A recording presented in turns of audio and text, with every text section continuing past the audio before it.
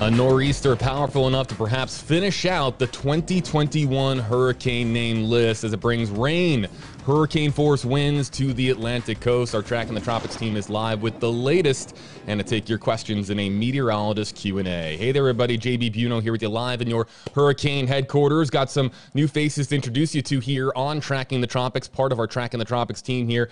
WFLA meteorologist Eric Stone. We'll be hearing from Eric in just a second, as well as our guest meteorologist today, joining us from KNWA in Arkansas, but knows a little bit about nor'easters in the Northeast. Meteorologist Mike Susko joining us there in the bottom right-hand portion of your screen. Got a lot to talk to. Really going to be going in as far as talking about dissecting this nor'easter and what folks in the Northeast can expect over the next several hours. But we want to hear from you in the social media comment section. You can use any of the hashtags on your screen. Hashtag Hey Mike, hashtag Hey Eric, hashtag Hey JB, or of course, hashtag Hey Amanda for Tracking the Tropics. Meteorologist Amanda Holly standing by with your forecast on this nor'easter that could become, maybe, Amanda, a hurricane. But why don't you explain the difference between a hurricane, a tropical storm, and a nor'easter that we're talking about here today?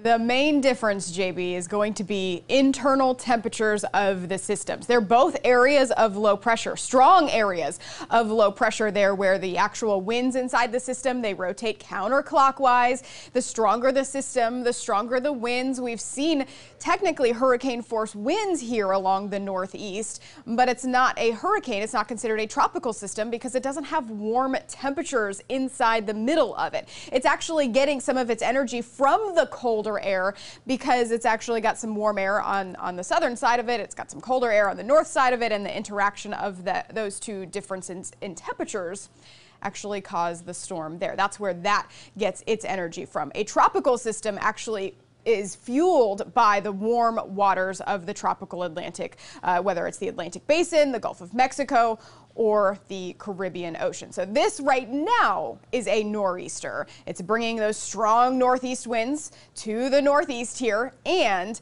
it could become a subtropical system because it's going to be moving into some warmer waters in the Atlantic. It's going to stay an area of low pressure, and it could develop some tropical characteristics. So it's not going to be a fully tropical system, but it could be somewhat of a tropical system. So that's why we would call it a subtropical storm. But there's no indication right now that it is that at this point. In fact, the chances of over the next couple of days of development are very low. At the moment, you're just seeing this area of low pressure bringing a lot of rain and, again, those very strong winds to portions of the Northeast. It's going to continue for the next several hours. After that, it is going to meander out into the Atlantic over the next couple of days, but remaining over some pretty cold waters at this point. That's why the development chance over the next couple of days is just at a 10%. Over the next 5 days, though, it increases to a 30%, but I will say the National Hurricane Center has brought that chance of development down. Notice where it has the chance of development. Farther away from the United States, where those water temperatures are actually a little bit warmer. You can see where the system is at right now. We're talking water temperatures in the 50s, maybe even in some of the lower 60s here. So not anything tropical, but as it moves off into the Atlantic a little farther to the east, it's going to run into those 70-degree water temperatures, even into the upper 70s. That's why it could develop some of those subtropical characteristics. So this is what we're looking at. You can see those really tight lines close together. That means the system is very strong right now. That indicates to us meteorologists that those winds are very strong in the system, and it's going to stay strong as it moves into the Atlantic.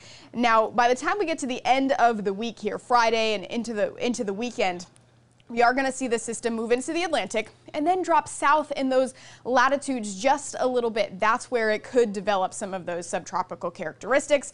If it does, it really wouldn't impact anybody but ships, and it would be a storm that we would call a fish storm because it's not even going to impact the United States. But if it develops, it would take the last name on the 2021 list, which is Wanda. We've only got one name left, and we've obviously gone through all the rest of the storm names here. If we use Wanda, we would then go to a supplemental list because we've got a whole nother month to go. November, yeah, still part of hurricane season. Typically in November, we actually look in the Caribbean moving out into the Atlantic for the tropical development, if we see any at all. And because of, and the reason we look there is because we see these cold fronts come through and they stall out, and we can see areas of low pressure develop along that cold front. Right now, we're actually tracking a potent cold front moving through the south. This has really nothing to do with the tropics, but it is bringing a significant amount of severe weather through the deep south, and this is going to impact portions of all the way through the southeast, including the Tampa Bay area as we go through the next 24 hours. That one's not going to stall out. We're not going to see anything tropical develop on it, but it's cold fronts like these that come in, they stall out over those warmer waters of the Caribbean, and we could see that potential for areas of low pressure to develop. That's why we look there in November. And ironically enough, JB, we are actually saw that 100 years ago this week with the 1921 hurricane, and we'll be talking about that here in just a few minutes. Yeah, very much looking forward to showing some pictures to our audience here on Tracking the Tropics of 100 years ago, what the damage was like. I want to bring in from KNWA Mike Susko, again, a native of Pennsylvania, grew up in the Philadelphia area. Mike, you know a thing or two about Noreasters. What are you seeing here with these models, and what do you anticipate over the next 48 hours? Yeah, well, one thing about these nor'easters is the fact that they're very windy, and you get the name because you get the northeasterly winds, and that's because of the counterclockwise rotation. You can see with that low pressure system, the winds are coming out of the northeast, so that's actually where it gets its name. And one of the big things about them is that they are very windy. They bring a lot of rain and a lot of wind to parts of the northeast, and that's why you're seeing power outages in parts of Massachusetts and other areas of New England, because the wind is knocking the power poles down, trees onto the power lines.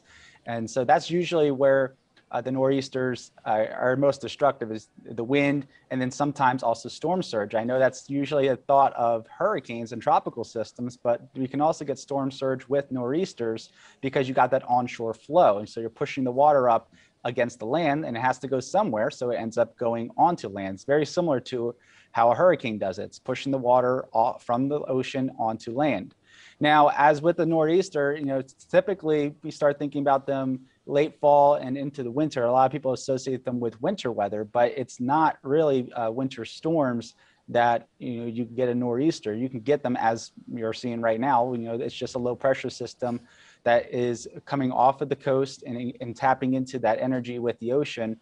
And then you're also getting those northeasterly winds. And sometimes, as Amanda was saying earlier, is they can start developing tropical characteristics, which if this one does, then it will go through a transition cycle and then might become our next named storm, which would be Wanda. Now, it's not uncommon to get named storms this late. They can happen, but we'll see what this one ends up doing. It has to get into those warmer waters, JB, first before it ends up becoming a tropical system. Mike, that's going to be the key. You got your first comment coming in here. Comes in from Corey Kenny, hashtag Hey Mike. I feel my house shaking in Boston. What is it like in your estimation in Boston, Massachusetts right now?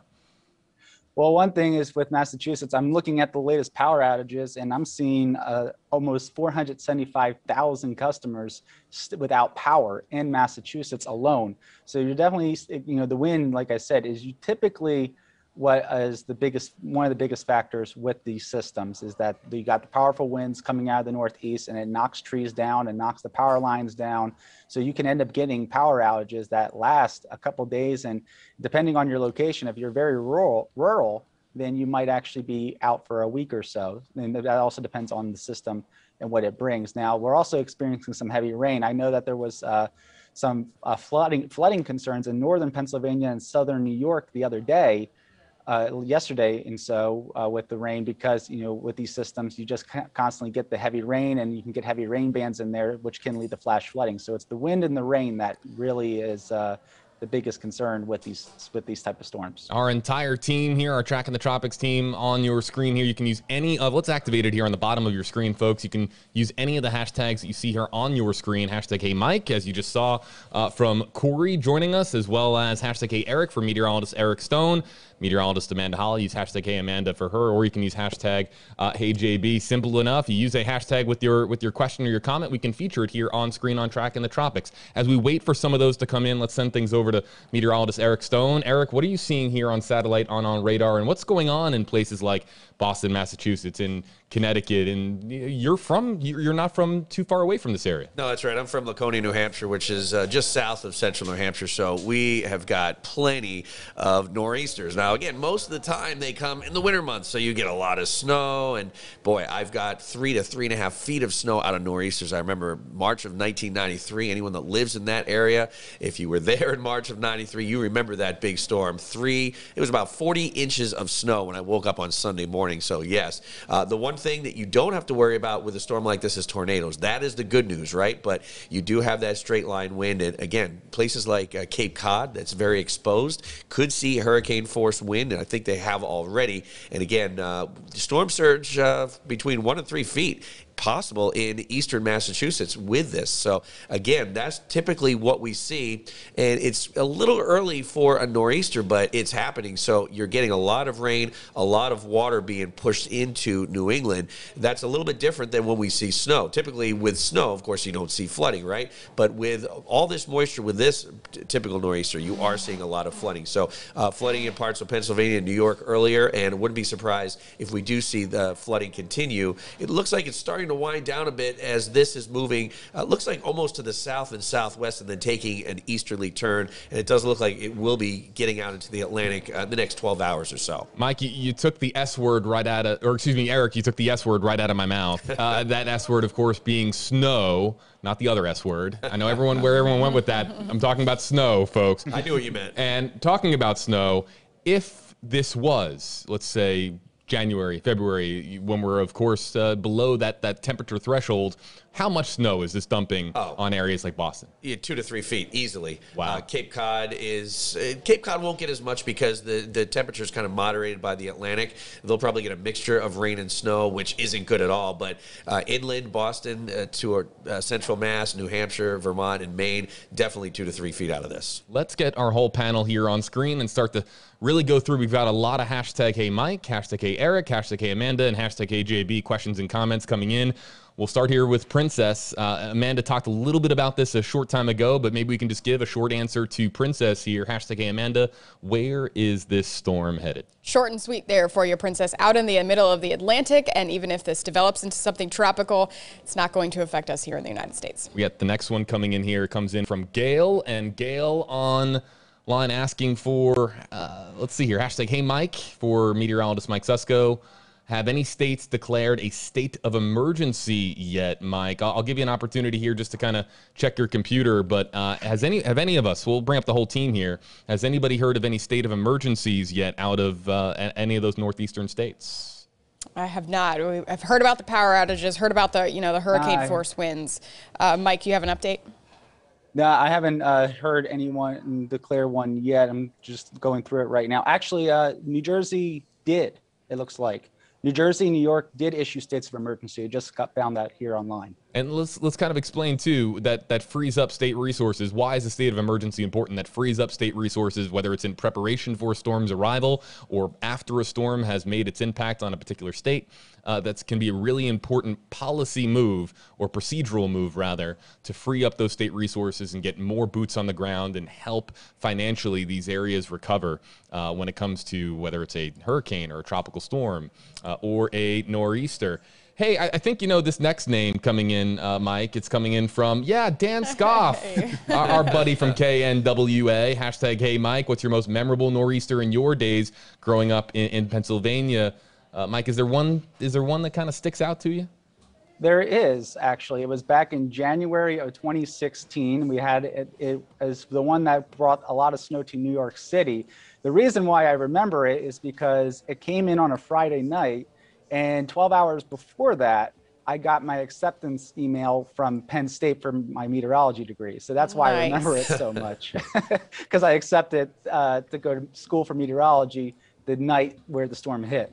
And I think if I remember right, we got about 15 inches of snow at my house around with that storm. But that's the most memorable one for me. There was another one also during college where we got a lot of thunder snow.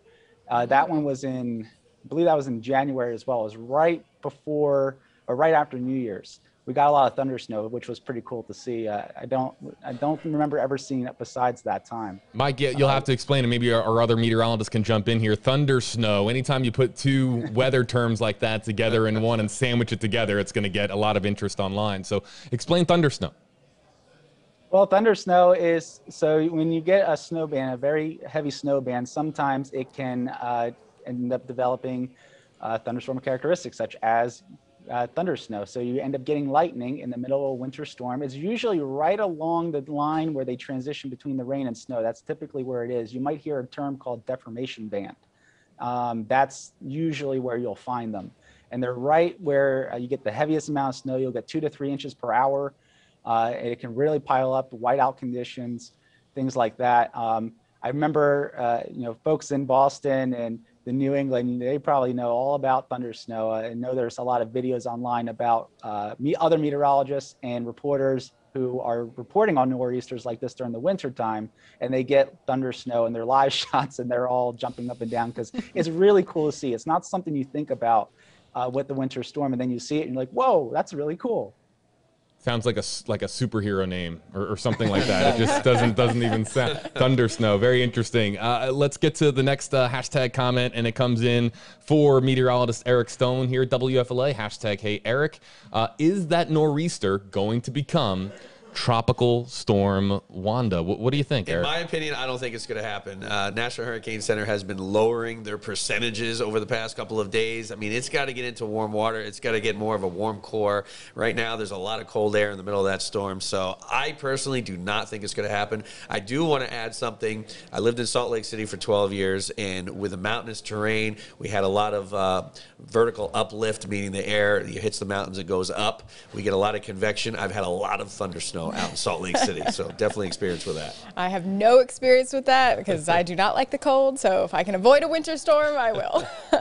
And is it just purely significance as far as crossing a name off the list, Amanda, if this does in fact become Wanda? It really is. I mean, you can see even if it moves, it's moving out into the Atlantic, so it's not going to recurve and make its way back toward the United States at all.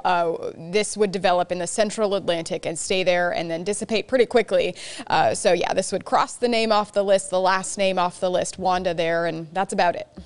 Let's get to this final hashtag-based comment. It comes from Deborah Stasiak from WFLA's Facebook page. Hashtag HeyJB, hashtag HeyMike. I have a feeling we're going to be seeing Halloween decorations flying around soon. Let's just kind of talk about both the Northeast and, of course, a lot of viewers joining us from Florida, across the state of Florida. So why don't we do this? Why don't we bring everybody here on screen, and let's start with the Northeast, and Mike, will come your way.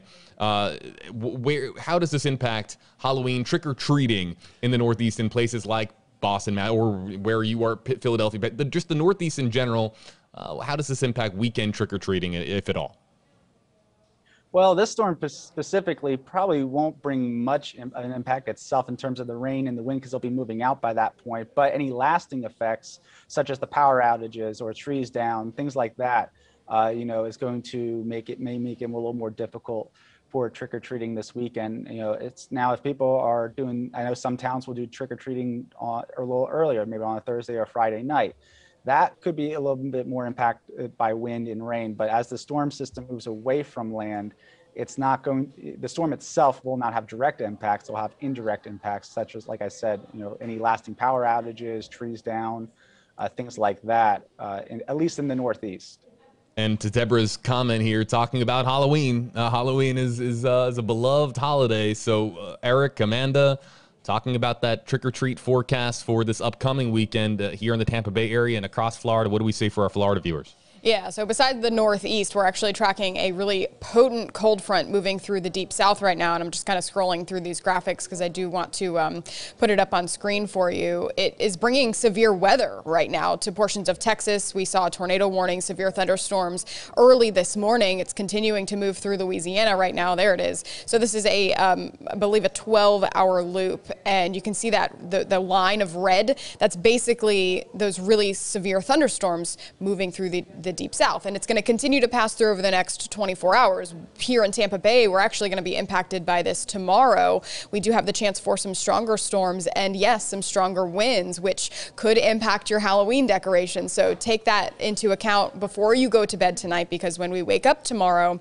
that's when those winds will be gusty, and it's actually going to stay pretty breezy on Friday and into Saturday as well. Not necessarily with thunderstorms, but we're going to have some cooler and drier air making its way in. It's still going to be gusty though, so you got to be mindful of those decorations. Yeah. Halloween looks really nice. It's going to be great. I was just going to say, but Halloween, if you have a costume and you think, I'm going to be too hot. No, you're not going to be too hot because we've got cool weather. I mean, I got here just in time for winter this weekend. We're going to be in the 70s for highs. So, you know, you can be trick-or-treating in temperatures in the 60s. So it's going to feel pretty comfortable in those heavy costumes. Yeah, no worries for Halloween. And let's point out here, too, while we have the opportunity to do so, that Eric is the latest member, the newest member of the Max Defender 8 weather team. Great to have it. Let's hit the applause button if we can. Big applause for Eric joining us here in the Max Defender 8 team. Eric, why don't you just kind of explain to folks where you're coming from and how glad you are to be here in sunny Tampa Bay? I'm glad. I'm coming from Fort Myers. I'm a meteorologist from Fort Myers for about 9.5 years. Before that, I worked out in Salt Lake City, went to college, got my master's degree at University of Utah. We actually did lab experiments where we launched weather balloons in thunder snow. So that's how I kind of know a little bit about thunder snow. And I grew up in a combination of South Jersey and New England, New Hampshire. So you'll be hearing me root for Tom Brady, New England Patriots, Boston Red Sox, sports teams like that, and even the Philadelphia teams. So I'm big into sports, big into bowling, and if you do a little research on me, you'll find out that I play a mean game of pinball. Ah, pinball. I like it, but well, I'll give you the cheat code. It's Rays, Bucks, and Lightning, and anything else just doesn't Tampa really Bay qualify.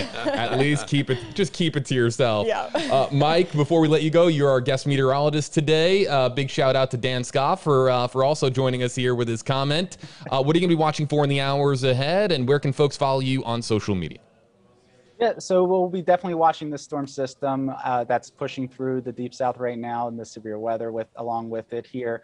Now, also I want to also clarify with Halloween in the Northeast, the system that you just had will not impact Halloween, but there's another system on its heels that will bring some rain Friday into Saturday. That may linger into Sunday and could give you some gusty winds. But by Halloween night, most of the Northeast should be clearing out from that. So we'll be watching that system as well. So, JB and Amanda and Eric. But in terms of where you can follow me on Twitter, it's Mike Susko WX. That's the same that you can find me on Facebook and Instagram as well. And thank you to all of you for having me here. It was really fun. Yeah, Tracking the Tropics, of course, tapping into our parent company, Nexstar Nation, as far as all the meteorologists and all of their experience and their expertise, making sure that we get as many meteorologists here on Tracking the Tropics. Great to have KNWA's Mike Susko, of course, introducing you to WFLA meteorologist Eric Stone, and you know by now, Tracking the Tropics meteorologist Amanda Holly. I'm JB Buno. We're on a break now for Tracking the Tropics. We'll keep a very close eye on the Northeaster. We'll have more weather updates pertaining to this cold front that is moving here closer and closer to the Sunshine State. So make sure you keep it here with us on WFLA.com, the WFLA app, and with the Max Defender 8 weather team. They will keep you posted on everything that you need to know. Tracking the Tropics, it's live every Wednesday during hurricane season at 2 o'clock Eastern, 1 o'clock Central on whatever app, website, or social media platform that you're watching on, bringing in all the very best meteorologists that we have to talk about the weather that impacts you. For Mike, Eric, Amanda, I'm JB. Thanks so much for joining us, folks. We'll see you next time here on Tracking the Tropics.